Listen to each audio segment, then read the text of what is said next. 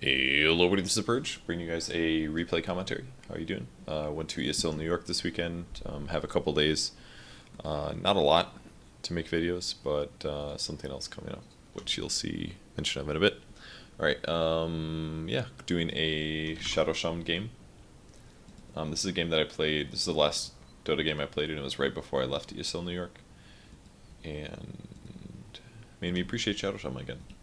Alright, to take a look at him on Dota Buff, his win rate's pretty high, about 52%. His popularity is middle of the pack or so. The hero has a lot of really interesting strengths. First of all, he's very good at nuking. Ether Shock does 320 damage. It's on an 8-second cooldown, and it's a cone, more or less an AoE. And it costs about 160 mana at level 4. It's one of the best nukes in the game. At level 1, it only hits one person, but it does 140 damage. By far one of the best single point skills in the game, just because of how much damage it does in a low period of time. So if you're like, Shadow Shaman actually has very good harass potential because of this, because you can pretty much just spam the nuke on somebody, or you can even get shackles if you want. Shackles is a skill that basically stuns somebody for up to 2.75 seconds. The only downside is you have to channel it, so it's a little scary because oftentimes people can stun you back, but if you're able to initiate on your opponents and it's a 2v1, then you can disable somebody for a very, very long time. The other disable you have is Hex. Just like Lion, it's a little different though. The Hex duration is a lot lower at level 1. Lion's is 2.5 seconds to 4 seconds. Shadow Shaman's is 1.25 to 3.5 seconds. So you don't often want to cast Hex on Shadow Shaman until you're past level 8 or so, because then the duration is much higher. Like a 1.25 second duration is very low, and the mana cost for it is very high as well. So it should be more of like a I really need to cast Hex because I'm going to die otherwise situation to use it. Otherwise, I don't recommend using it. And finally, his ultimate is called Mass Serpent Ward. You put these down, and they will attack nearby heroes or creeps or towers. You can control them. They're basically the same as Venom Wards, except their damage is much higher. At level 1, they do 45 damage. They go up to 75 damage at level 16. And if you get an Aghs, they do 90 to 130 damage. Now, for most Aghanim Scepters, the way the damage scales is it basically gives you an extra level. So as you see, the level up goes 45 plus 15 is 60, plus 15 is 75. So you would think that if you get Aghs on Shadow Shaman, that they would just get an extra 15 damage of what your current level is, but that's actually not the case. It's more like it doubles the effectiveness. It's kind of ridiculous. So at level 1 ult, it doubles the effectiveness of your ult. At level 2, it's not double, but it's still very, very high. It's like, what, 5 out of 6? That much of an increase. And then 75 to 30 is a difference of 50, 55. So it's not a full double, but basically getting Aghs on this hero is really good because it super increases the damage that it does. That's all it does. The wards do have splash damage, by the way. So they do damage in an AoE, and they also do piercing damage. So because they do piercing damage, that means they do a ton of damage to creeps and generally neutrals, but they don't do a huge amount of damage to heroes. But they're okay. That basically they end up being really good when you get Aghs, but not so. They're okay when you don't have Aghs. The main priority of the spell is basically to use it to push towers, and that's pretty much it. So hero is popular in, I think he's a decent mid laner, but he doesn't scale as well as most heroes. Look at all these things. There's actually like a million titles. He actually can do just about anything. His safe lane's really good as well. This is the popular skill build. I don't like shackles level 1, but there are times when that's the right choice. I think getting Ether Shock at level 1 is better though, and you'll see that in the game. And then this skill build is also very wrong. The Hex should always be maxed before Shackles. Shackles scales pretty well. It can have up to 5 seconds of disable now, but Hex is awful at level 1, and it gets pretty good at level 4. So you definitely want to get maxed out Hex after Ether Shock. Now I talked about this in the patch analysis, but I said, is it better to max Shackles maybe over Ether Shock because it does 300 damage? The reality is you always want to max Ether Shock because it is your way to push, it is your way to farm, and it is your way to do damage to enemy heroes, pretty much. You when you're initiated on somebody, you cast Ether Shock, you disable them, and then as they're running away, you cast a second Ether Shock, and that's what you want to do. You want to get that ability on cooldown as fast as possible. Unless you're trying to disable somebody for a very long time, in which case you would Shackles first and then follow it up with a later Shackles. But usually that's not the case. So you should be going 4-1-1 by level 7, and then by level 10 you should have 4-4-1-0. Level 10? Level 11? Level 11. 4-4-1-0 or 1-2 is what you should be. And then afterwards you max out Shackles. I used to not want to level this ability up because the mana cost increase was massive for every level that you put into it. But the skill has been buffed quite a lot. It only costs 170 mana at level 4, and the duration is up to 5 seconds. So very good ability now, I would say. Most used items. Arcane Boots is absolutely core. Blink Dagger is absolutely core, I feel. Maybe it's not absolutely core, but I really recommend it. And then Aghanim Scepter should always be the item you go for. And afterwards, Refresh Orb is usually the way to roll. Things like Force Staff, Yule Scepter, Ghost Scepter are really important because the hero has very low armor and very low agility gain. So it's important that you have some way to survive if your opponent's going you. And Force or Ghost or Yule's is usually the way to do that. I would recommend Force or Ghost over Yule's Scepter personally. You can do some stuff with Yule's. Oh, I forgot to tell you about wards. You can basically ward trap people. There's a space in between your wards that you can put people inside of. Basically, if you cast it perfectly, then your opponents have to either attack the wards to kill them to escape, or they're just trapped until they die, kind of a thing. It's very, very good against some heroes. Phase is pretty common, though, so maybe it's not the most important thing in the world.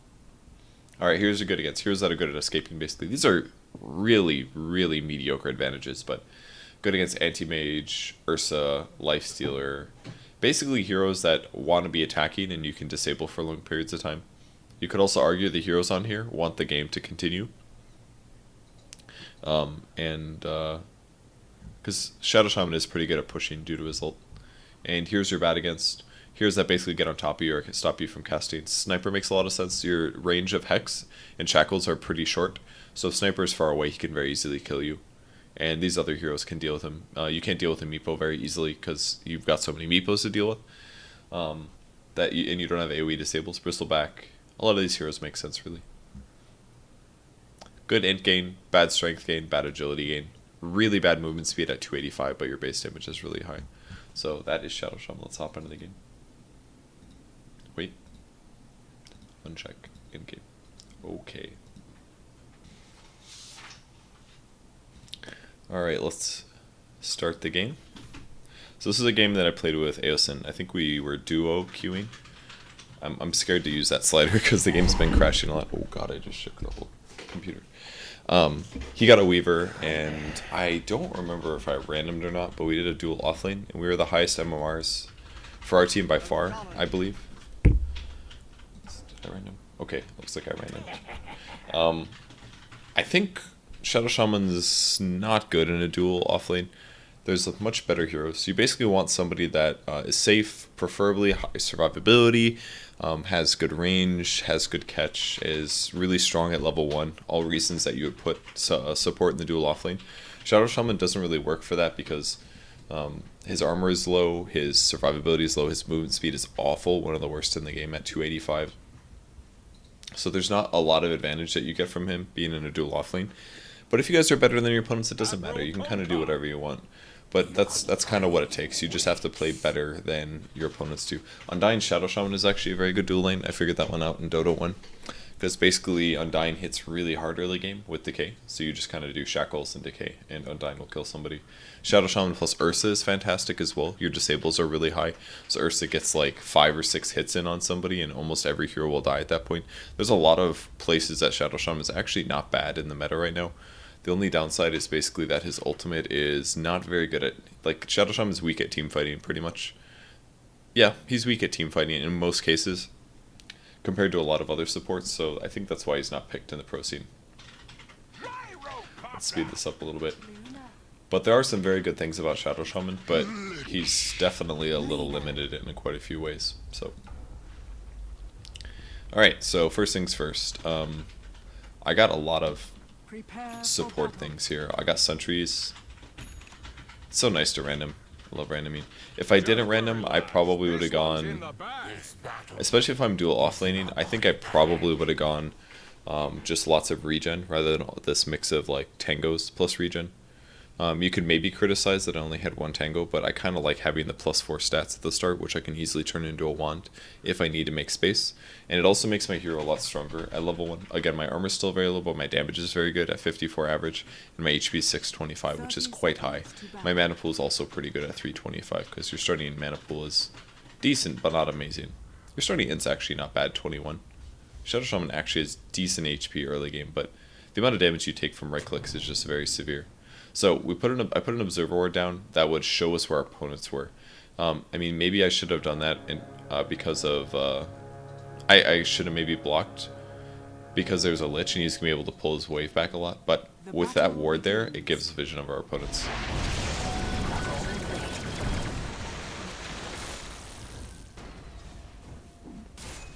I couldn't believe that this gyro like stayed that long, but basically I started the fight by shocking. I should have attacked before I threw that nuke. That was a mistake, because I could have gotten that damage in. And in fact, I don't seem to remember it mattered. Yeah, it actually mattered. I actually missed this Kunkka kill because I didn't attack first. After I was stunned, what I should have done is attacked and then shocked, because I was unlikely to have mana for my follow-up. I wasn't going to have a fourth shock essentially. I wasn't going to get that fourth one, so what I should have done instead was that you attack and then shock between the animation. But because I shocked first, I didn't get my animation on, I didn't get my attack timer on a cooldown to start off the fight. And because of that, I had one less attack on Kunkka, and I ended up dying after getting first blood, which is not worth it. If I would have gotten... I mean, it's not awful, but it's not good. If I would have gotten the double kill, it would have been way better. Like, way, way better. I might have been able to afford boots, for example, before I died. So it's a really big importance that you do stuff like that. I actually would have had a kill if I would have been better about attacking before nuke. When I watched it now, it was obvious, but when I did it there, I must have either canceled my animation or I wasn't thinking properly in that moment.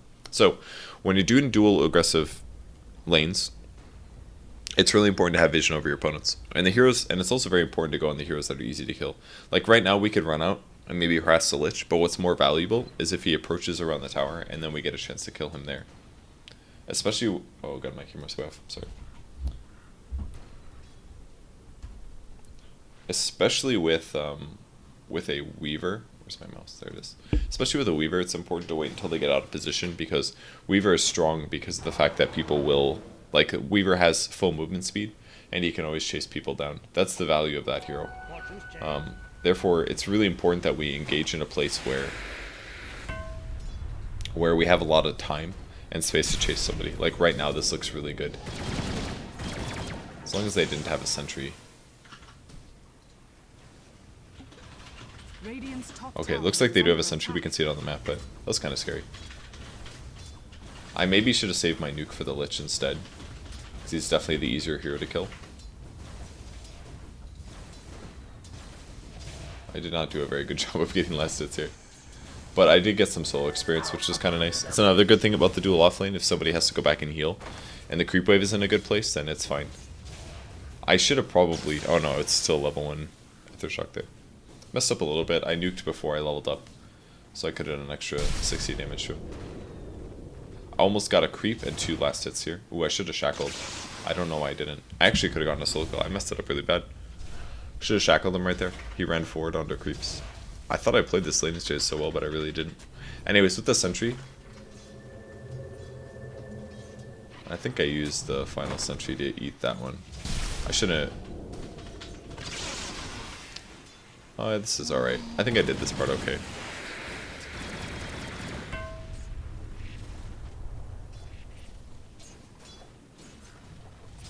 But I should have shackled the gyro when he was next to the creeps. He would have been stunned for 2.75 seconds, and probably would have taken, well, he would have taken 120 from the shackles alone, and then the creeps probably would have done at least 120 to him, and then I probably could have just Athershocked him and killed him.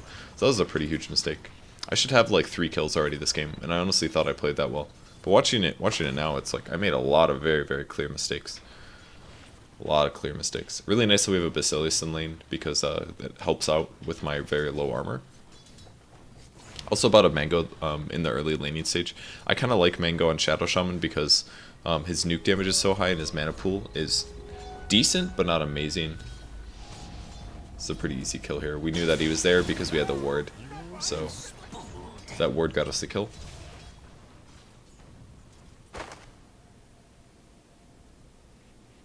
Lich moving over. But yeah, the Mango also provides you a little bit of HP regen, and you can always sell it later. I think it's a good pickup early on Shadow Shaman. It works decent. That's another kill, very, very easy. All I have to do is give him the shackles. Got a double nuke here.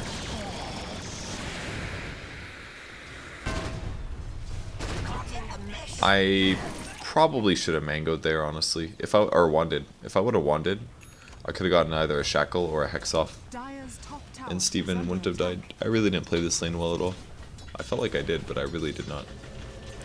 Absolutely should have saved Steven there. That was fine. Getting last hits while nuking your opponent is pretty much the essentials towards doing good in a lane. And that's going to score me some arcane boots. So now I'm extra survivable.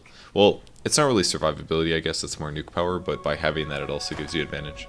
And we're just going to swing around here and try to kill the Lich while he's busy with the creeps. He probably feels safe here, but it's just not smart for him to do that. And again, I shackle him, easiest kill ever. Does 120 damage at level 1. It's actually a very, very good skill now. Very good 1-point skill, I feel. But the faster you get arcanes on Shadow Shaman, the better off you are, because it basically guarantees that you're going to be fine in your lane. You need a lot of mana to get a lot of value out of this hero, so getting the arcanes is really big. And luckily for us, we're against a dual lane that doesn't have disables, which means that we're pretty much always in an advantage against our opponents. When you can, always harass your opponent, if you have the mana to afford it. I've got another arcanes in about 6 seconds.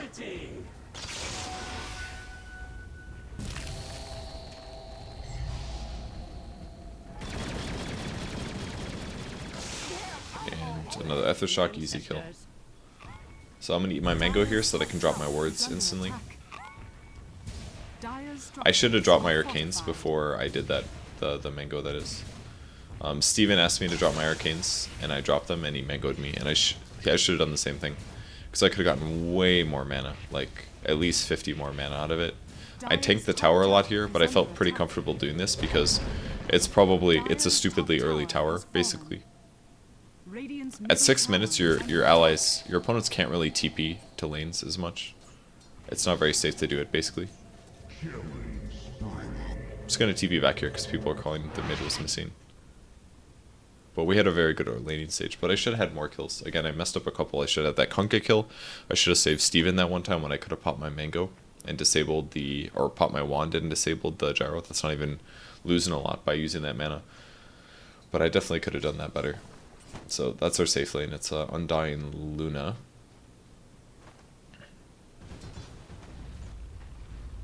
Headed back to the top lane now. Got a new pair of sentries because we're against the Clinks, so I definitely need to have detection in case we get ganked. The other really important thing about Serpent Wards is that you need to use these when they're off cooldown, pretty much. Like hitting 6 on Shadow Shaman is basically your plan. Get arcane boots, hit a fast 6, use your ultimate for a tower. If it's on cooldown, you go set up a gank.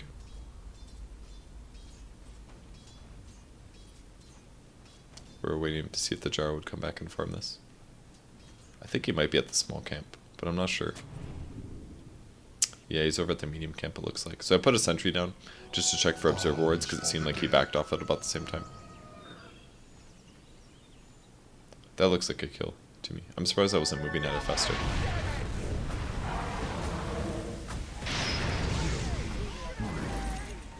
I need to hit that missile.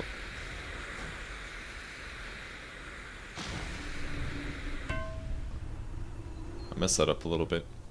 My ult's off cooldown though, so I could go take a tower with this. Maybe. Looks like I smoked with an ward. That was kind of a bad place to put a smoke, to use a smoke. This is also a bad way to approach. I want to talk about this a little bit. Oh good, we're paused anyways. So, I smoked so that I could go gank the jungle. But the path that I took meant that if somebody was farming right where Viper was, that the gank would not work. Because again, I'm a very slow hero. If I really wanted that gank to be more likely, the way that I should have gone is through the river and then left to this large camp and then wrapped around. Because that way if I see my opponent as I'm approaching, because I'm not running up high ground, then I know what angle that I have to go to approach. But if you're running up, press play for just a little bit. If we're running up this hill, then I don't necessarily know where he is. If I break the smoke here, I can't catch up to him. If I would have ran this way, I would have seen him when I was right here, and I could have said, okay, Viper's right here, I'm right here, all I have to do is run this way, and then when I get to about here, I'll be revealed. But at that point, I've already cut off his exit. So the path that you choose when you're smoke ganking is super important. It's really, really important. completely changes whether or not you'll get a kill. So I kind of waste a smoke here. I do get a bit of a stack, which is okay.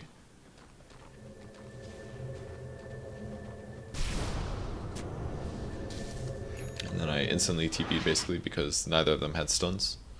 It was a bit of a waste for me to do that. Again, I should have had the Viper kill, but oh well. I also kind of feel like I maybe should have gone mid instead and pressured with my wards rather than go mess around up there, but I am creating pressure on the map, which isn't terrible to do. I think the first item I actually bought was a Ghost Scepter though. I don't know if that's the right choice. I might have been better off just going for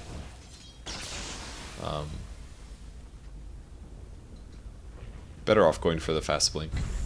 But I was concerned with getting ganked by the Clinks. So when you are pushing, the most important thing to do is kill the creeps as fast as possible and then go back to hitting the tower. That was a full HP tower, and if they don't instantly react to it, it basically just dies.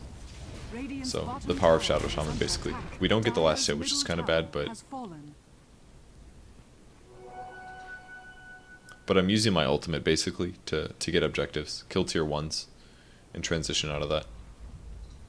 So I queued up my Blink Dagger instead. I think I realized like if I go Ghost first, it protects me against the Clinks, but you don't want that right now. The most important thing is to have mobility. You have to enhance your mobility as a Shadow Shaman, or you're hurting yourself a little bit. And now would be a good time to basically hide and sit behind where the Weaver is, because you want to anticipate your opponent's backing him or trying to gank him basically. So if you are ever in a lane like this, what a lot of players do is they'll approach the lane and they'll instantly start attacking creeps. But you don't want to do that. The best thing you do is to hide in trees next to it. That way if somebody does set up a gank on the Shadow Shaman, they don't know you're there. And a lot of times they'll underestimate how many people are there. So if they only show up with like 1 or 2 heroes, there's a really high chance that we can turn around and get kills.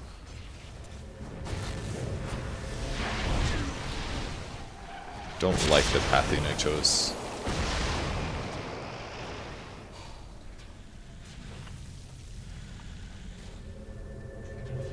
At this point I realized that we were fine, and we actually were going to be able to maybe get some kills. I shouldn't have panic TP'd so fast.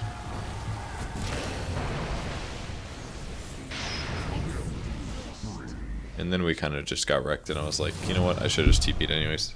I just felt like because the Viper was up there and my whole team was kind of wrapping around that I felt comfortable going for that.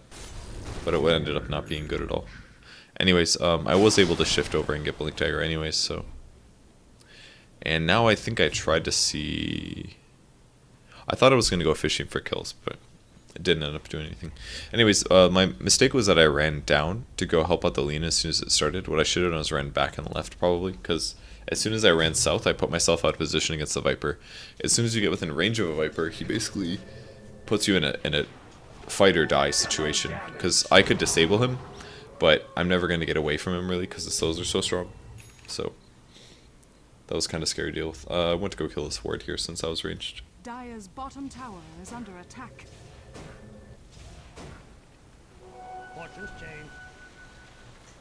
Now my HP's missing. That's a little scary, especially against the Clinks. I don't know if he had Orchid here or not. He did not, so no Orchid from Clinks.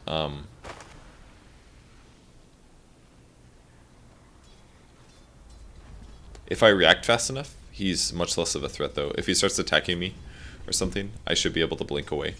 And that's kind of something that you have to be wary of when you're playing Shadow Shaman. We shifted over to see if the Clinks would be.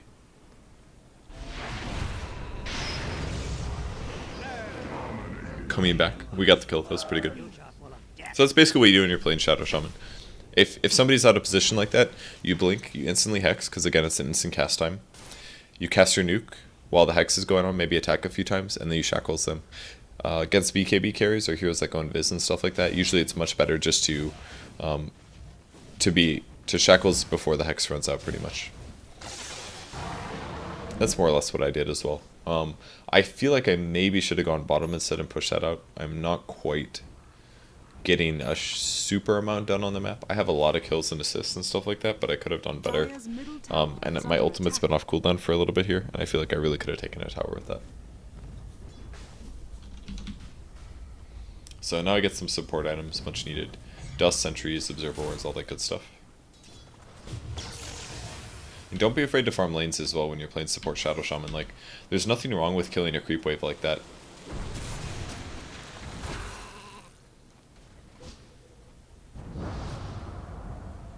Space created, etc.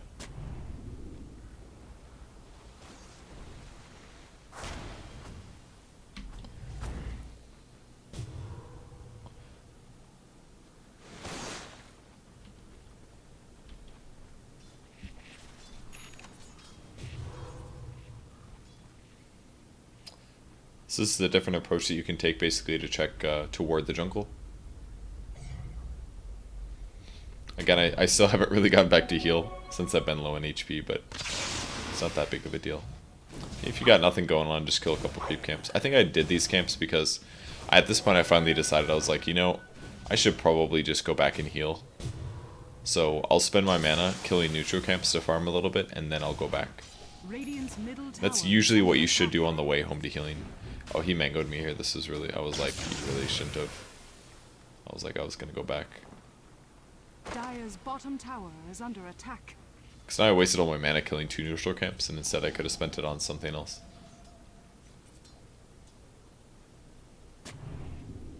Now, this sentry is really important. I put this down because I need to, again, protect ourselves from a Clinks if he shows up. Especially with my low HP like this. It's extra important.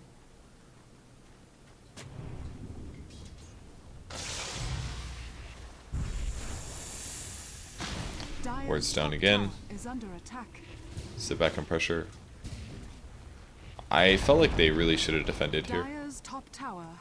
They didn't do a very good job about defending against that. Next item is definitely Ghost Scepter though, 100%. Especially if he's making Orchid. And it looks like he is, but our opponents really didn't farm very fast. Things kind of slowed down a lot. But we got towers. Maps opened up. This lets us farm the jungle. If you look at the map, Aeosyn's farming their jungle. We get to farm our jungle. And they're kind of limited in a couple places. Now Hex again does one-shot illusions. Very good against illusions. Kind of a waste, I guess. If you don't want to waste your Hex on illusion, it's really bad, obviously. But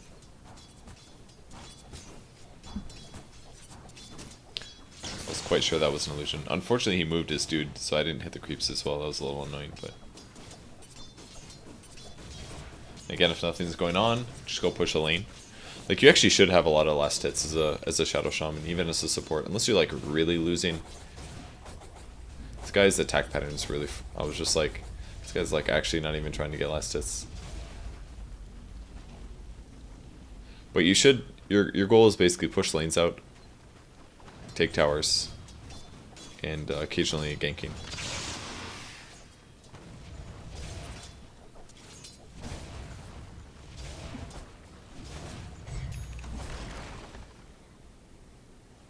It's like Lena killed Gyrocopter. Putting aggressive wards after you take down their towers is really important as well. So after we took all those towers, we put a lot of wards to their jungle. This spots their movements, this allows us to farm there safely. And then we can go to the other side of the map and pressure.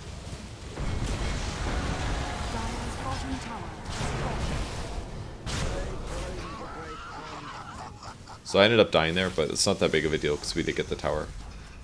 Be careful with your ward placement, don't throw them down for nothing, because obviously they get a lot of last hits from every single one. But they do finally defend, and they got my dominating streak, but we got a lot of kill, or we got another tower, so I felt alright with that. So we have a pretty big tower advantage, we have 5 towers existing.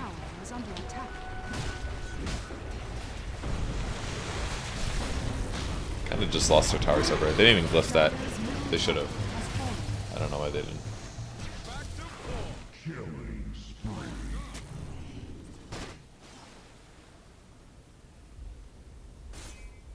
I basically TP'd immediately mid because I wanted to set up for helping the team out. Very common ward spot right there. Lots of people will put their observer wards there. It's a good place for us to stand in anticipation of fighting mid. Now, using your wards against heroes is kind of weird. In most cases, I really don't like doing it because I'm not good at ward trapping. If you're good at ward trapping, it's really good sometimes. Like, I could use it against Lich if he has Tranquil Boots, and he would just pretty much die. Oh, he has the Force Staff, so he's fine now. But there's a couple of heroes who War Trapping is going to be really good against them. But I think they two-phase Treads Arcane. It would be good against Viper this game because he has no items, but he really should have some items. He just doesn't. I'm waiting for my teammates to get here before I can initiate.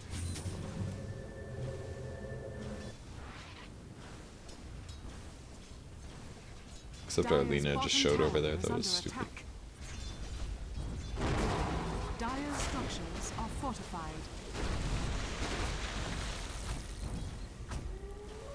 We didn't quite have everybody, so. But yeah, wards against heroes is kind of iffy. A lot of times what happens if you drop your wards in team fights, people just kind of walk away. They'll just move away from you. And you're like, well, I wish my wards weren't there now. Like, Shadow Shaman gets his value from his ultimate by dropping them under towers, basically. Not so much usually by dropping it by heroes. Once you get Aghs, it's pretty good to drop it by heroes, but...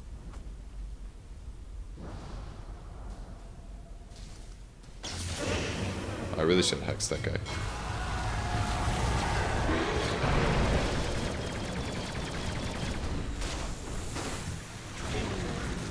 So put my wards down here. Yeah, I messed that up pretty bad. I really should have just hexed the guy. I used Ether Shock on him and should have instead casted Hex. At least disable him. Don't let him cast his combo on me, because once I die like that, then they're going to be able to take our tower. They got Crunk at least, but...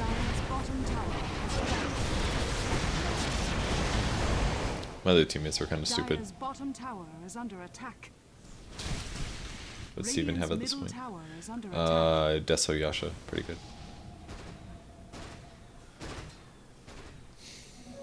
Cold preserves me. Can basically sit behind my course. I feel like I should have done a lot more ganking this game. I feel like I didn't accomplish very much. The first minute or two I did well, but then everything after that I haven't really... I've been kind of walking around being inefficient. That was kind of a waste of a sentry as well. I don't know if I should have done that. Illusion. Also, I have no observer wards. That's also an issue. I didn't want to run through the river because they would be able to see me as I pass through. Yes, X marks the... Steven lost that kill, unfortunately. But I can push the wave a little bit. I think he could have had that one. Oh, then he got ganked by the clinks. That was unfortunate. There's 4 heroes top, so now I have to go somewhere else. And now I basically just farm Aghanim Scepter is the goal. Because again, it pretty much doubles the effectiveness of your ulti. I definitely had to get a Ghost Scepter early though, because if the Clinks ever finds me and he orchids me, I just die. So I needed to anticipate that and prepare for that problem. So Ghost Scepter is definitely a must here. Took a flat cannon. That was kind of dangerous. I also maybe should have Ghost Sceptered. Radiant's top tower is under just to attack. stop the... I messed this up.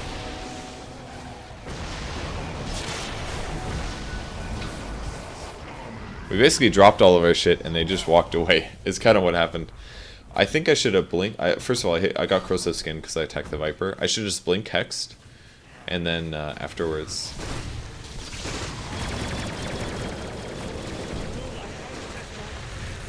I think that was worth it. I got 425 gold. They got 295, or at least Viper did. Worth it, you fucker. I think he just shit talked to me because he felt like it wasn't worth it. But it was definitely worth it. I'm happy to trade that for the experience. Did I get a killing spree too?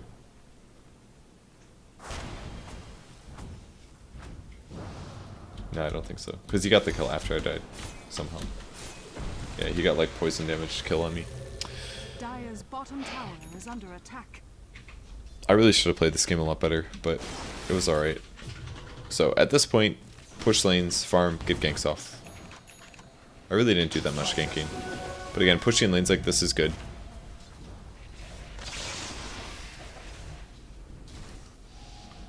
shouldn't feel guilty about nuking waves like this just to push lanes, because now we get map vision and stuff. We now know there's a Kunkka mid. I can move into the jungle safely.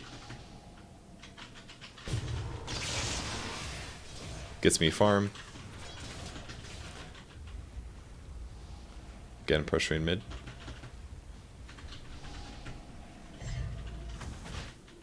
Roshan has fallen to the dire.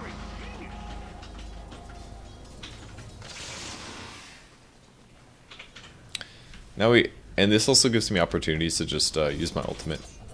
If the creep wave hits, like the tier 3 tower for example, then I know that I can drop my wards. And even if I only do like half of the tower's HP at this stage in the game, that's really good. Especially because I'm again a support. And as soon as they start reacting to us, that's basically when we back up again.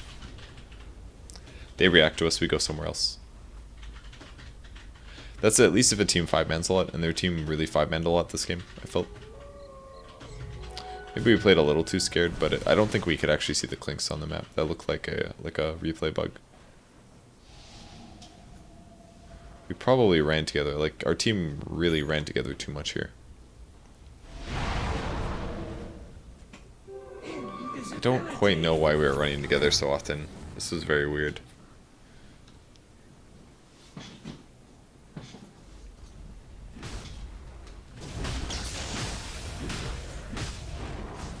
Radiant's top tower is under Radiant structures are fortified. All of them are top. This gives me a split push opportunity.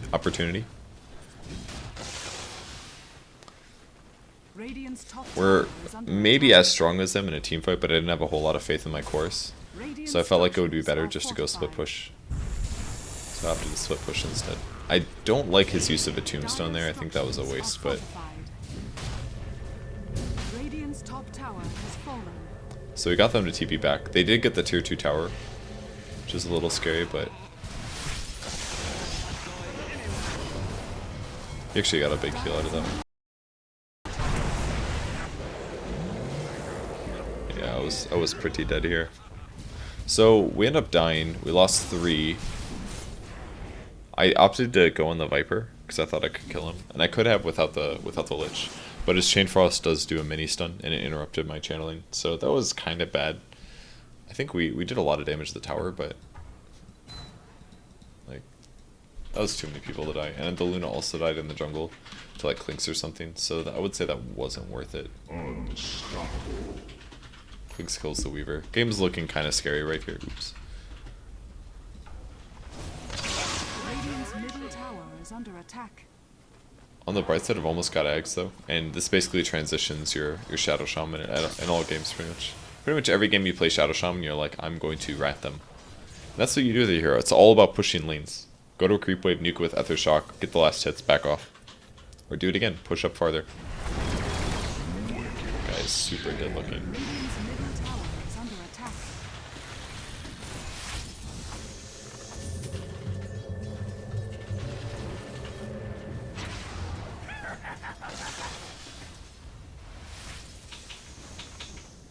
Didn't really do that part right. I should have shifted faster, I think.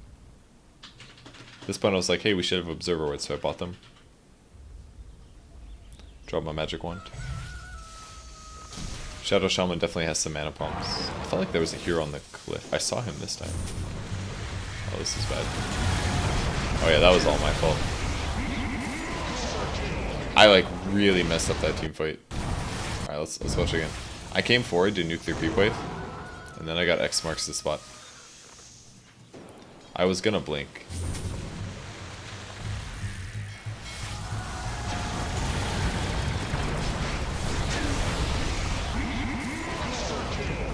And they kind of just killed our whole team. So wasted my wards, got killed. On the bright side, Steven was split pushing, but that was really bad. Radiant's middle tower has fallen. Dire's bottom tower is under Radiant's middle tower's bottom tower has fallen. Radiant's middle tower is under attack. Wow. If he just would have casted his Manta at any point there, Steven would have got him. It's a fucking Manta stall, he doesn't use it. He could use the Manta to dodge the Viper Strike.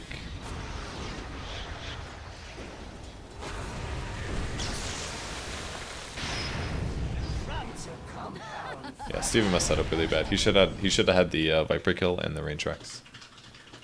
But we did get the godlike streak on Lena. That was pretty good. For my chest. Vision was honestly probably a big reason why we were losing the game though. That's pretty clear. Just gonna go see if I can get a solo kill. I think the only hero maybe could have killed is Lich, and I'd kind of have to drop the wards. Otherwise I definitely wouldn't have been able to get him. Let's again push wave, get the last hits, back up. Pressuring lanes, pushing lanes. Putting observer wards down so that we don't get jumped on like we have been the rest of the game. And boom, there's my Aghs.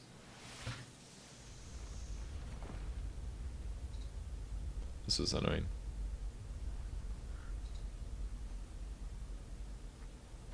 Alright, Aghs is up. So lots of HP now. My ultimate becomes much better. It does 110 damage, basically double the damage. And because they're pushing mid, I'm basically just gonna have my team delay, and I'm gonna go try to set up for the split push.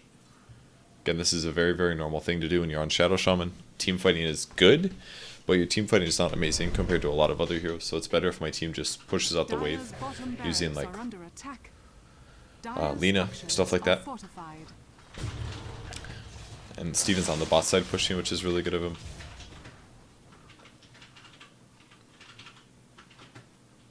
And I'm on the top pushing.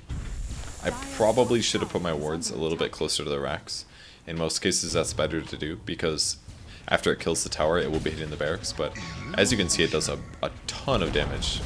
He was able to deny the tower, but it's really not a big deal. Yeah, we lose a little bit of gold, but losing your towers is far, far worse at this stage.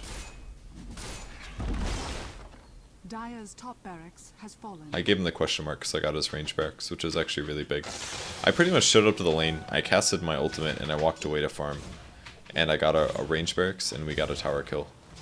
Obviously I didn't get the gold for it, but the important part's the tactics. That's where things get really scary. Now every single range creep that we spawn is going to do way more damage.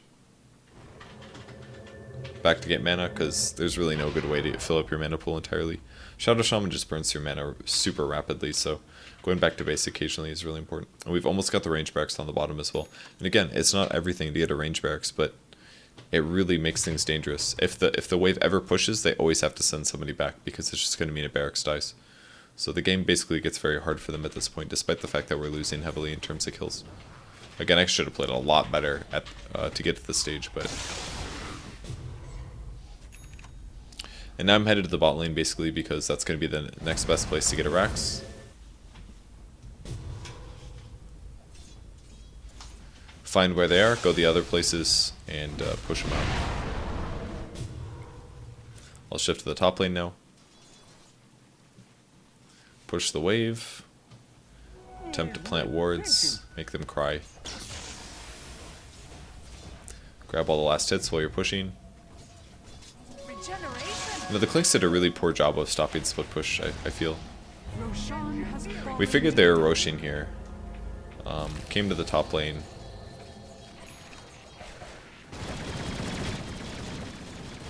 This is kind of scary.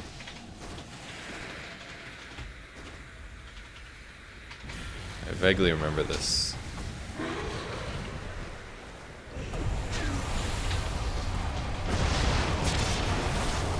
That was unfortunate. My wards didn't really do that much this fight.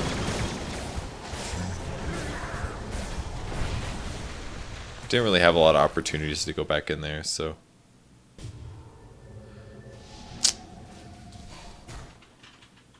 A sacrifice. Yeah. At this stage, it's really funny. People will often die to the wards. They're like, oh, they're just wards. Like, what's the big deal? But then they hit for a huge amount of HP. So that was kind of fun. The mistake was that when I dropped the wards, they attacked the missile instead of the Clinks. If they had attacked the Clinks, I would have killed the Clinks. Luckily, we did get him at the end there, but he should have died, probably. The fight just kind of went really poorly. I probably should have reacted earlier. I don't think I got my shackle off either, did I? I'm not sure. That was good. Barracks are down, we all get 350 gold. Split push continues.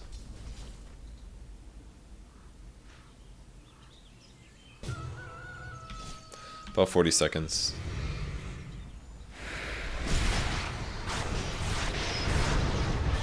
Okay, he didn't die. Man, those zombies just kept the bounce going. Under attack.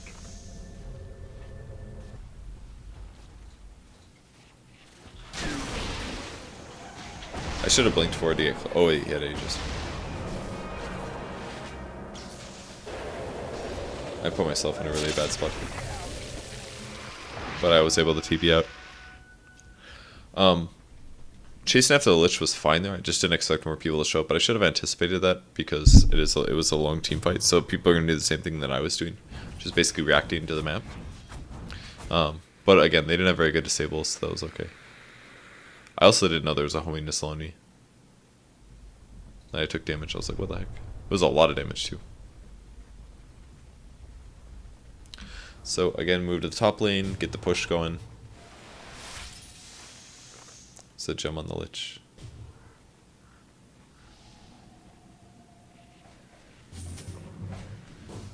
I told him about heroes coming, but he didn't react to it very well. You know, watching this now, I have no clue why I blinked aggressively there.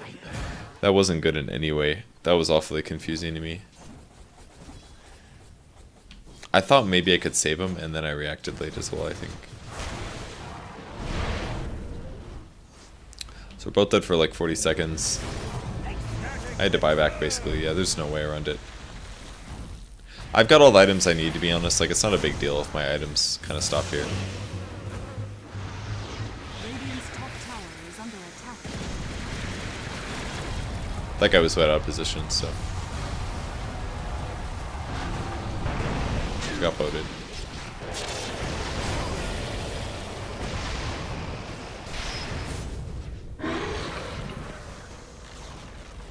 Radiant's top tower has fallen. Dire's bottom barracks are under attack. Dire's structures are fortified.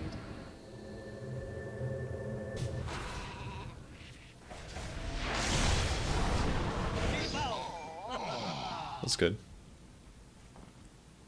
Did just enough damage to them in the team fight that they backed up. Got about equal gold back, I think, that I spent on buyback. Somewhere around there. I got some gold back, basically. My mana's so low, I might as well TP back. Blessings upon a loyal I maybe should have dropped the wards, because we could have killed the gyro, I think. If I would have dropped I could have dropped the wards and then shackled him. I wasn't anticipating his force staff. It was a Lich force staff, I think. Gold for my chest.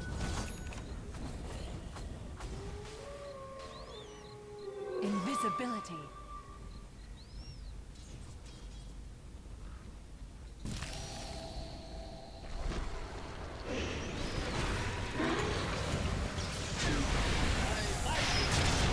Put the wards down because he was such a big kill. But I maybe should have saved them.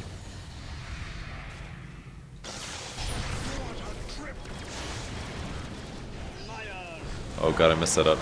I meant to do Hex on one and Shackle on the other, but I messed it up.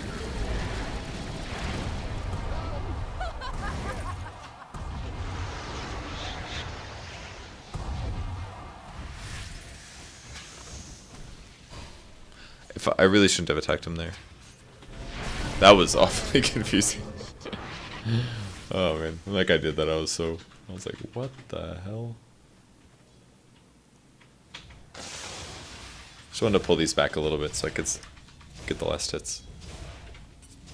Weird team fight. I don't think I should have put my wards against Clinks. If it was just me, it's worth it. But if the Lina was there as well, I think we could have killed him without it. But oh well. Queuing up Refresher Orb next, it's natural progression. If you go Aghs, getting a Refresher afterwards is pretty much the way to go, especially if you're losing team fights or if team fights are going even, because the amount that you can do with the split push is just too strong to pass up. Like, we're behind in kills this entire game. I don't know if our gold is behind. It was pretty behind, up to 14k at one point. Like, we've been statistically losing this entire game, and all you have to do is kill the throne, man. Like, and this is one here that really lets you do that. Again, I stole their gems, so I'm just looking for wards here. Dire's middle tower is under attack. at common places. Don't know why I jungled this. I probably should have ran straight to Eosin. But almost all their heroes are bottom, so...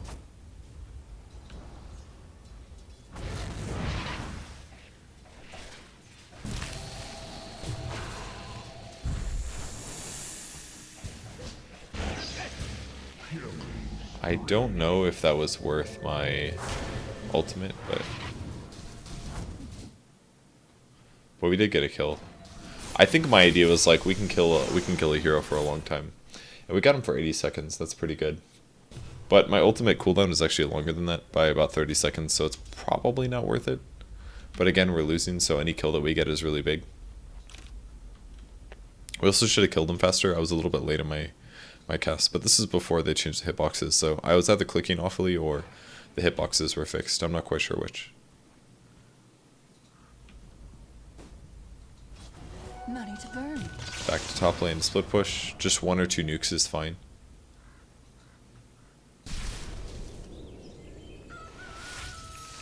Trying to see if we can get set up here.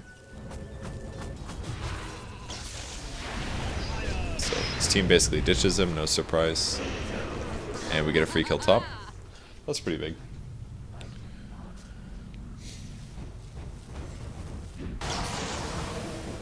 You just need to be available to your team when you're playing support, basically. You have to be set up with them. Go for these ganking opportunities, farm aggressively. Let one carry farm aggressively, and you can back them up, kind of a thing.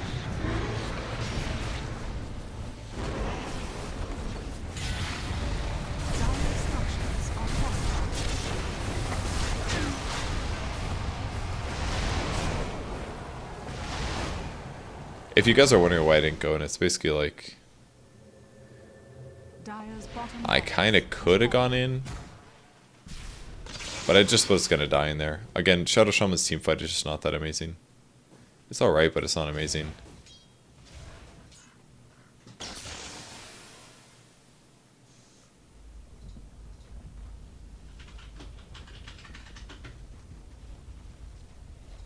Dire's top barracks are under attack. And again, I've done my job. Dire's top barracks has fallen. That splash damage is so good. So basically we just 2-axed them. And got a refresh orb. So things get even harder for them. At this stage it's... You basically have to sit around and wait for Shadow Shaman to approach. The best thing that they could be doing is basically pushing all lanes all the time. If they push all the lanes, then it doesn't give us an opportunity to take our Aghs. I can't even put down my wards at the tower, for example. If they backdoor regen, then it's not going to do damage, they'll heal it back up. So what they probably should be doing is just focusing really hard on pushing lanes and setting up ganks with like 2 or 3 heroes. I feel like the Clinks did a really awful job this game ganking. Not one time did he try to kill me. Like, yeah, I've got a Ghost Scepter and stuff like that, but he doesn't even have that many items either. Like, they did a very poor job on their team ganking. They basically just 5-man duel game. And a lot of players in the mid 4K range are going to do that, I think. They're not very good at being independent with their ganks or efficient with their ganks. Got my ult in about 30 seconds. Definitely have to wait for that. It's like Weaver's kind of distracting them. So they got a good kill there, but I'm in a good position right now to basically be able to clean up anything. So now all I basically have to do is wait until any of our creeps are in their base, and then I can do aggressive things. Especially with Weaver being dead, I checked the tower, it's very, very low. And I see where a lot of the heroes are on the map, 2 mid, 2 top, 1 bottom. So all I have to do now is approach and drop the wards. And also with the refresh there, it also gives me another Blink Dagger. So I will right click them and boom. They basically can't kill them fast enough. And Mega Creeps. Isn't that awesome? It's so good. It's kind of abusive and stuff, but it's so good. At this point we told our team, as long as we don't die right now, as long as we don't lose right now, we win. And then we just need to get back to base. A lot of people actually died for that, which I was quite surprised about.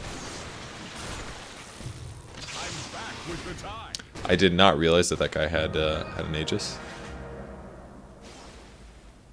Again, my hero is so slow. 340 is awful. It was just a phase.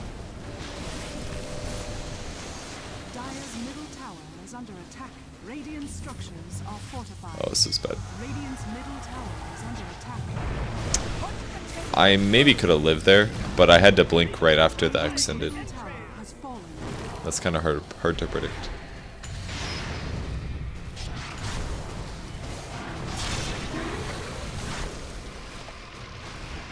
Dire's middle tower is under attack. Dire's middle tower has fallen. Shackle's so good. Dire's Radiant Alright, they all bought back, but it was too late. There's a lot of creeps in their base. So yeah, that's Shadow Shaman basically. You have a lot of really good disables. That's about how you should play. Team fighting is kind of tough with the hero. You really should just kind of play Rat Doto.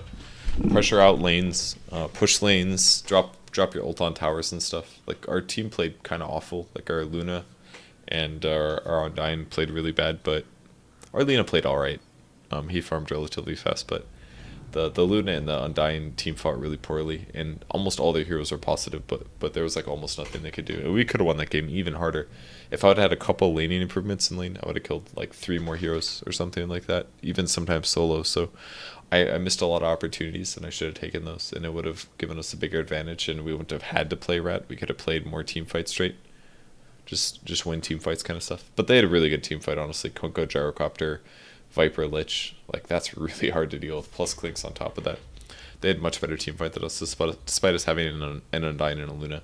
The one thing we really were missing, I think, was team fight AoE. If we had like a cooldown or something, for example, then I could have dropped wards or something, and the Luna can ult and the Undying can Tombstone, and then they can't move. But what happened in some of those other fights, I dropped wards, he dropped Tombstone, and then they just walk away. They'd have to like really overdive for our abilities to be really good. But Weaver was able to split push, I was able to split push, and we took a win. So that's Shadow Shaman. Thanks everyone for watching. I'll be back with a video tomorrow. Sorry again for the downside, or the few videos. I was at ESL 1 New York, so I was busy casting. You guys can probably find the VODs for that. I think there's an ESL YouTube channel. Go look for that.